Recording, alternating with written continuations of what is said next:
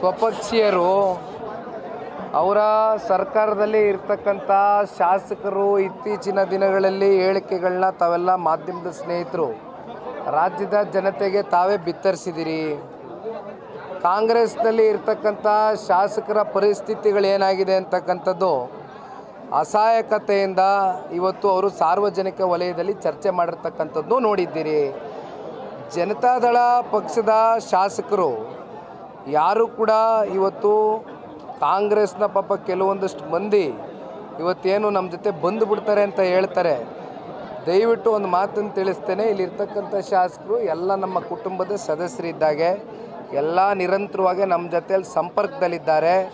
ಯಾವುದೇ ಸಣ್ಣ ಪುಟ್ಟ ಅವ್ರಿಗೆ ಬರ್ತಕ್ಕಂಥ ಆಫರ್ಗಳು ಮತ್ತೊಂದು ಮಗದೊಂದು ಮಾಡಿದಂಥ ಸಂದರ್ಭದಲ್ಲಿ ತತ್ಕ್ಷಣ ಪಕ್ಷದ ವರಿಷ್ಠರು ನಮ್ಮ ಗಮನಕ್ಕೆ ತಗೊಂಡು ಬರ್ತಕ್ಕಂಥ ಕೆಲಸವನ್ನು ಮಾಡ್ತಾರೆ.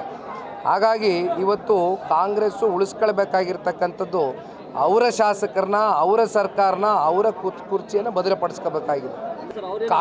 ಕಾಂಗ್ರೆಸ್ ಶಾಸಕರೇ ಕಾಂಗ್ರೆಸ್ನ ಬಿಟ್ಟು ಹೋಗ್ತಕ್ಕಂಥ ವಾತಾವರಣ ಸೃಷ್ಟಿಯಾದ ಮೇಲೆ ಇನ್ನು JDSನವ್ರು ಕಾಂಗ್ರೆಸ್ಗೆ ಹೋಗ್ಲಿಕ್ಕಿದೆ.